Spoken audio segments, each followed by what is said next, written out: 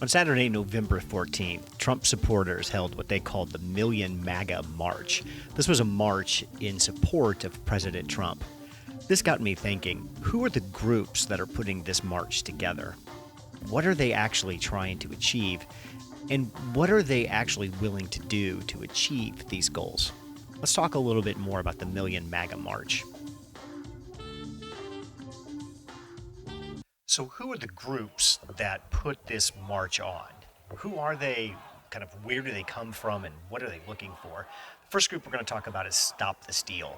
Stop the Steal was formed as a Facebook group which launched Wednesday, November 4th. And really from the beginning, this was a site that was set up to spread disinformation about how Democrats had stolen the election from Donald Trump. This group grew to over 300,000 members in 48 hours. When it was banned from Facebook, most of the people who were involved with this group simply shifted over to other social media platforms like Parler and Discord. Parler is a new conservative Twitter that has gained a lot of attention since the election. Marjorie Taylor Greene, if nobody remembers who that is, this is the QAnon supporter who just got elected to Congress in Georgia. This is what she had. She was a member of this Facebook group, and this is what she said to her 16,000 followers on Parler. President Trump has the votes, but the Democrats, big tech, and fake news media are trying to steal this election, and I cannot let that happen.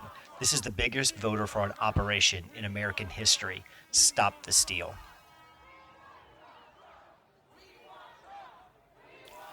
March for Trump. This is another group that's involved in putting on this Million MAGA March.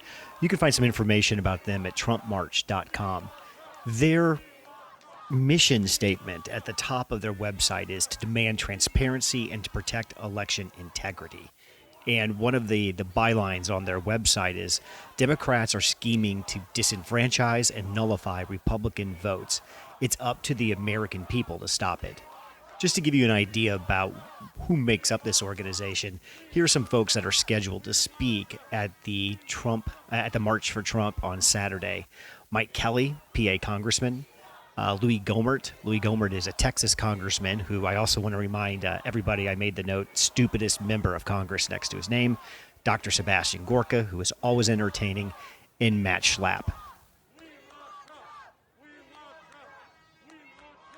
One of the central themes that runs through both of these groups is election integrity. And they identify election integrity by identifying all voter fraud and counting every legal vote. Kylie Kremer, she is the executive director of Women for America First. Let's hear her explain what the march is after in her own words. This is from One America News Network. You know, the grassroots is rising up all across of America, and they're really upset if they feel like the election has been stolen from him. But they're also rising up because they want to protect the integrity of our votes. And every illegal vote that is cast disenfranchises a legal vote that is cast. So we have seen a grassroots movement of people from everywhere in the nation, a lot of people that have never been involved in politics, rising up and saying, we are getting involved and we are not going to allow this to happen. So we've held rallies in various states across the country up to this point, and now we will be going to D.C. next Saturday to hold a March for Trump to stop the steal and to demand transparency and to protect election integrity. So it's November 14th at Freedom Plaza, 12 noon, and we will be starting there and marching to the Supreme Court. We will also be having various rallies throughout the nation in the battleground states if you aren't able to travel to D.C., but it's truly going to be historic. I mean, there are thousands that are coming. Churches are busing people in, so it's going to be an event that you're not going to want to miss. Kylie Kremer also started the Stop and Steal Facebook group. Take a listen to her reaction to that Facebook group being shut down.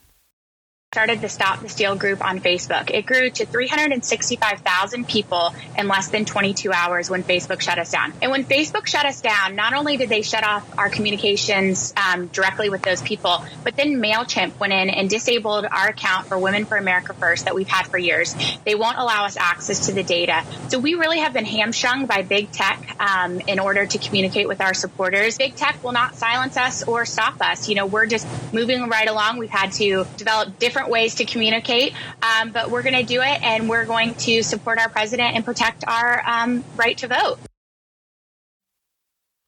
So it seems the main mission of the Million MAGA March was to protect our election integrity by counting every vote and not counting votes that were fraudulent. Stopping fraudulent voting, I think everybody agrees that's a good thing, and that seems to be straightforward. What we're going to take a little bit of a closer look at is what it means by count every legal vote, and we're going to focus on Pennsylvania. So in Pennsylvania, Biden leads Trump currently by around 65,000 votes. And the crux of the Trump lawsuit basically claims that mail-in voting created an unfair two-tier voting system, that mail-in ballots required less strenuous identity checks to vote, and that's where this two-tier system was created that was unfair and punished people who decided to vote in person. So the whole crux of this is that there are about 700,000 mail-in votes in Pennsylvania. Trump wants all of those votes basically kicked out of the election results based on two grounds. One was that the Trump team and that Republican officials were not allowed to supervise the counting of those votes. And number two, that by the sheer nature of mail-in, those ballots are not as secure as in-person votes and should be thrown out. So what the Trump team's legal argument in Pennsylvania is that basically mail-in voting is unconstitutional, and that nearly 700,000 Pennsylvanians who voted and voted legally using the legal system that Pennsylvania had set up to vote by mail, all of those ballots should be discounted. This is how Fox News explains the situation in Pennsylvania. Next week is the Trump campaign's biggest lawsuit to date. It is an attempt to convince a federal judge that Pennsylvania's mail-in voting system is unconstitutional because it created an unfair and unequal two-tier voting system that lacked transparency and verifiability. What we're seeking to do in the lawsuit is to enjoin or stop the Secretary of State from prematurely certifying these results before we can get a handle on where our actual vote tallies are and whether we have a right, again, as passed by the state legislature, to an automatic recount. Despite their efforts thus far, the Secretary of State, Kathy Boockvar, says there won't be an automatic recount because President-elect Joe Biden is currently leading at 0.9%. Automatic recounts trigger when the lead is 0.5% or less. President-elect Biden is up by 63,000 votes. Now, legal experts say the Trump campaign's legal arguments thus far, well, they've been a long shot. The best lawyer can't spin straw into gold. So if you don't have evidence and you have to push an extreme and outlandish legal theory, there's no way to make that look very good. None of these lawsuits in court in Pennsylvania have actually been claiming widespread voter fraud. They have not shown any evidence of that. They have been relying primarily on election code technicalities and hefty constitutional arguments thus far. Eric? The voice you hear in that Fox News clip is Matt Morgan. Matt Morgan is a lawyer for the Trump campaign, and he talks about the need to win the Pennsylvania lawsuit prior to the state certifying their election results. As far as I can kind of dig into this, that states must present their certified election results to the federal government between December 8th and December 12th. Once a state certifies their election results, there's really no precedent, and nobody is really quite sure if there's a legal path to challenge those results. So why we're on such a timeline here is once the states certify their election results, there's really no way to challenge them. The Million MAGA March was primarily put on by two groups, Stop the Steal and March for Trump. Both of these groups are pushing a theory that the Democrats are trying to execute some sort of plot across multiple state elections to steal the presidential election from Donald Trump based on, one, voter fraud, which to this point there has been no evidence that any level of voter fraud outside of what is normal for a presidential election has existed. And then second, that the concept of mail voting in general, specific to the state of Pennsylvania, is somehow unconstitutional.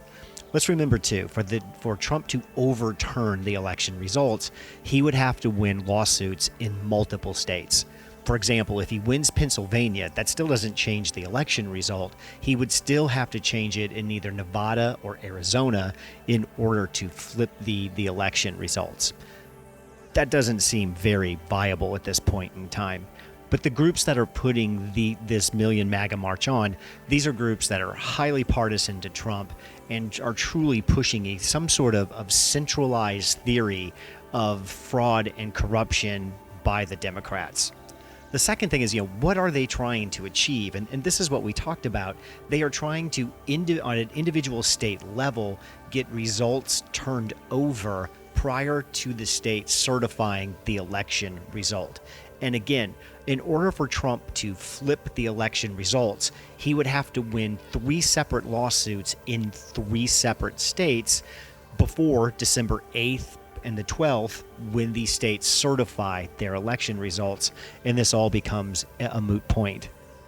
So this gives us a little bit of insight into who put on the Million MAGA March, what it was intended to do, and kind of what they need to accomplish to address their goals. So I finally feel like I have a little bit more of an understanding of what this lawsuit is about in Pennsylvania, what they're trying to accomplish, and what's the reasonableness of the lawsuit moving forward. And by everything that I've seen, there's no evidence out there that says this lawsuit has any merit to it, or this lawsuit would move forward. Let's wrap up our examination of the Million MAGA March with, once again, the stupidity of arguing crowd size. This really is an argument that is core to Trump's presidency that started with his inauguration. And it just goes to this idea again that enthusiasm is a metric for measure instead of competence. We're going to get into this argument again where there are hundreds of thousands, where there are millions of people there. People in Trump's sphere like Katie McEnany have already came out and said that there was over 1 million. I think it's Kayleigh McEnany. I apologize for butchering her name. She's already come out and said there were over 1 million people at this march. That is obviously false.